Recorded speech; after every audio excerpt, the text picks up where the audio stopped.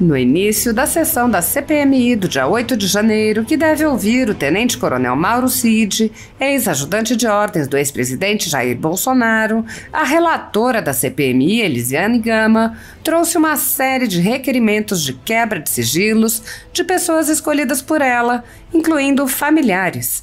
Vários parlamentares, como o deputado Felipe Barros e os senadores Sérgio Moro e Magno Malta, apontaram o absurdo de aprovar em bloco, sem uma análise das justificativas, especialmente por incluírem pessoas que não têm qualquer relação com o dia 8 de janeiro. O deputado delegado Ramagem lembrou aos colegas que não pode haver violação generalizada de direitos humanos, em especial de pessoas que não têm relação com o objeto da investigação. Ele disse: "Concordo que deve haver as quebras de sigilo, mas com as parcimônias devidas, para não haver uma generalidade de uma intromissão, uma invasão na privacidade sem qualquer sentido. Se há uma necessidade do policial rodoviário federal Silvinei Vasques com a quebra de sigilo, que se faça. Agora, eu indago a comissão e a presidência e a relatora. O PF Vasques enviou a esta comissão cerca de 300 páginas de documentos produzidos pela própria PRF. Esses documentos foram analisados para se perquirir logo em seguida uma quebra de sigilo? Eu acredito que não. Essa deve ser uma medida última nesse sentido. Que seja feito." Ramagem lembrou que uma pilha de novos requerimentos foi incluída na pauta porque a pauta já previa 2 requerimentos da oposição.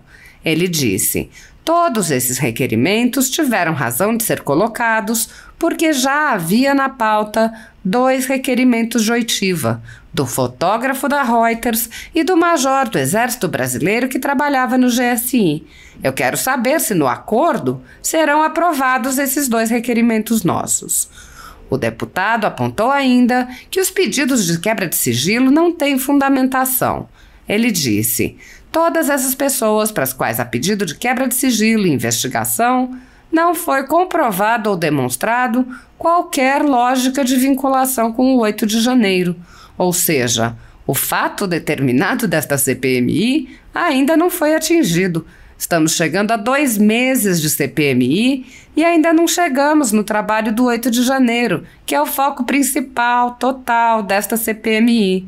Nós, da oposição, da minoria, só tivemos aprovado o requerimento do general Gonçalves Dias e do oficial de inteligência Saulo, e até o momento nós ainda não sabemos quando eles estarão aqui nesta CPMI." Ramagem também questionou a proposta de formar uma subcomissão, perguntando como ela será formada. Ele disse: "Eu quero lembrar que o foco principal é o 8 de janeiro, que este é um instrumento da minoria, que a minoria não está sendo atendida, que o requerimento de instalação da CPMI foi acerca da responsabilidade dos vândalos, responsabilidade pelas omissões e arbitrariedades judiciais. Então, eu gostaria de saber como seria desenvolvida essa escolha de 6 parlamentares e que não seja por voto de maioria, que seja até por proporção. Que os requerimentos da oposição sejam atendidos e sejam colocados em pauta para serem ouvidos, as diligências cumpridas até o final desta CPMI."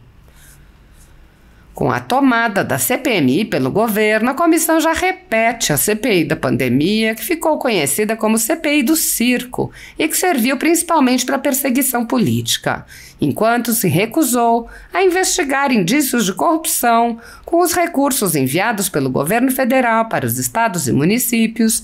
A CPI da pandemia não poupou esforços em humilhar pessoas e empresas que manifestaram apoio ao ex-presidente Jair Bolsonaro, além de quebrar sigilos sem qualquer fundamentação, vazar dados sigilosos para a velha imprensa e ameaçar pessoas de prisão.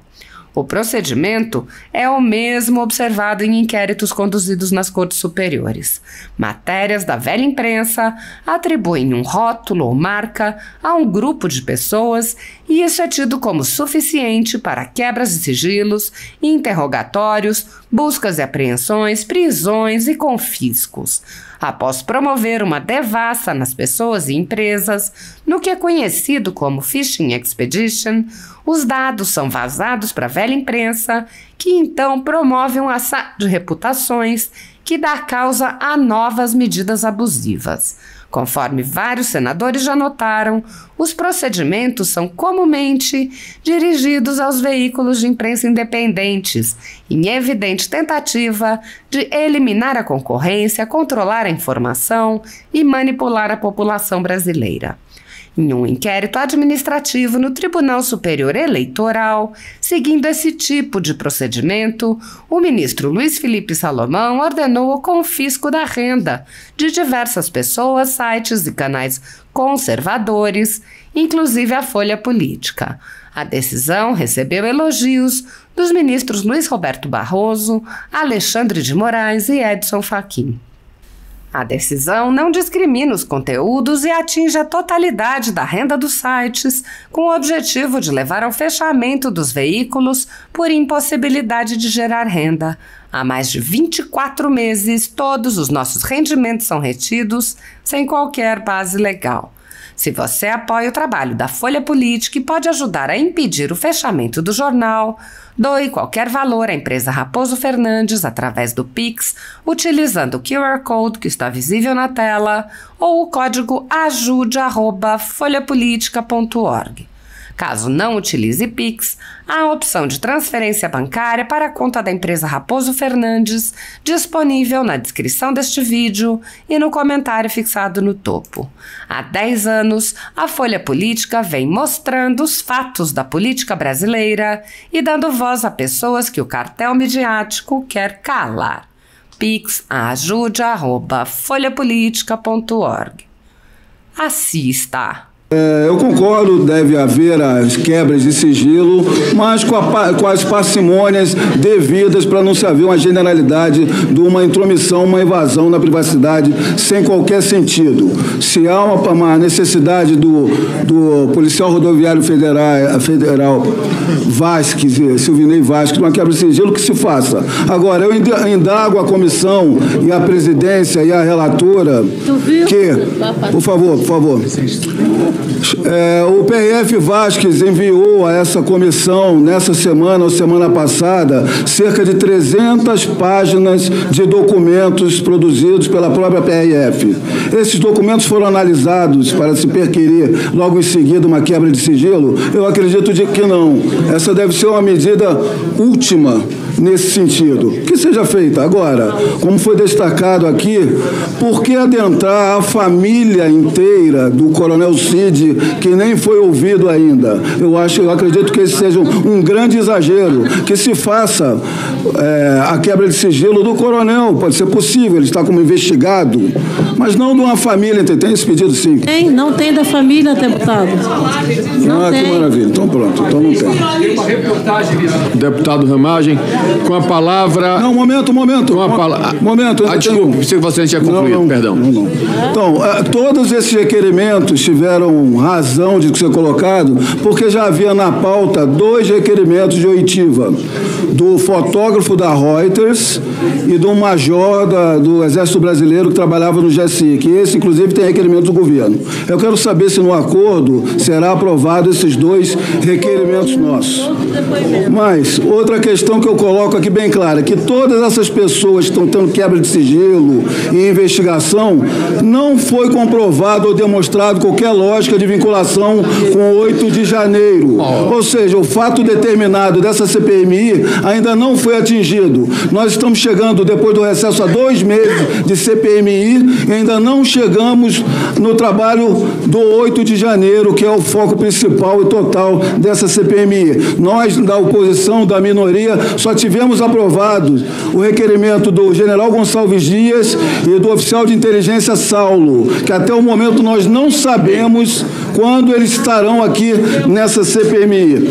E, por favor, senhor presidente, foi colocado no acordo, no possível acordo, a possibilidade de se delegar uma subcomissão que fará essa pauta.